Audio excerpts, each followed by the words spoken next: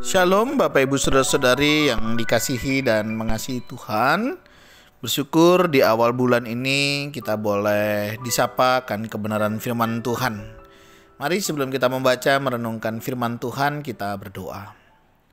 Tuhan, terima kasih, kami bersyukur Engkau boleh memberkati kami.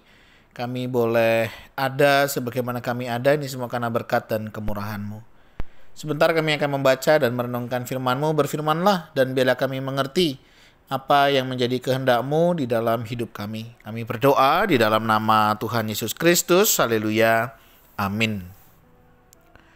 Ayat bacaan kita hari ini terambil dari Matius pasal yang ke-13 ayatnya yang ke-16. Namun berbahagialah matamu karena melihat dan telingamu karena mendengar. Amin. Demikian firman Tuhan, mari kita merenungkannya.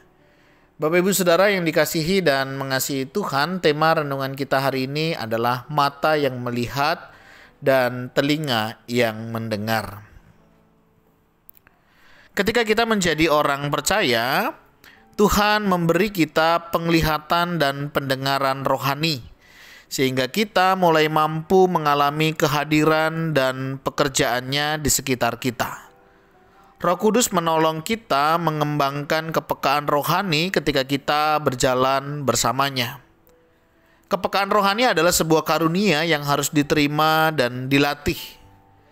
Alkitab menunjukkan bahwa mereka yang mati secara rohani tidak dapat melihat dan mengerti perkara-perkara rohani. Dalam Injil Matius 13 ayat 14 sampai 15. Tanpa penglihatan rohani, kita bisa berada di tengah-tengah karya besar Tuhan dan kita tidak mengenalinya. Ada perbedaan yang sangat mencolok antara melihat sekeliling kita dari sudut pandang manusia dan melihat kehidupan melalui mata rohani. Orang bukan Kristen akan memandang kejadian-kejadian di dunia sekitar mereka dan menjadi bingung. Kita akan melihat kejadian yang sama mengenali karya Tuhan dan menyesuaikan hidup kita dengan karyanya. Ketika kita bertemu dengan seseorang yang mencari Tuhan, kita akan mengenali karya Roh Kudus yang mempertobatkan dan mengarahkan hidup kita kepada apa yang Tuhan sedang kerjakan. Dalam Roma 3 ayatnya yang ke-11.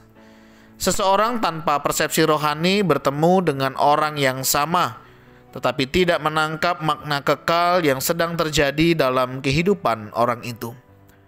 Orang lain akan mendengar filosofi dan kecenderungan baru dalam masyarakat dan tidak mengerti bagaimana memandang hal itu dari sisi kebenaran. Kita akan mendengar suara Tuhan di tengah hiruk-pikuk suara dunia ini, dan kita akan tetap bertahan di tengah-tengah keadaan yang membingungkan. Dosa menumpulkan kepekaan kita, yang pada akhirnya membuat kita buta dan tuli secara rohani.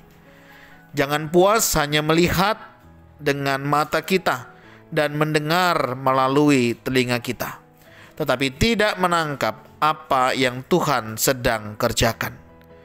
Mari kita minta kepada Tuhan melalui Allah Roh Kudus yang berkuasa untuk menajamkan kepekaan kita terhadap karya Tuhan di sekitar kita. Tuhan, terima kasih, kami bersyukur hari ini Engkau boleh memberkati kami. Kami rindu Tuhan, kami boleh memiliki mata yang dapat melihat dan telinga yang mendengar sebagaimana semestinya.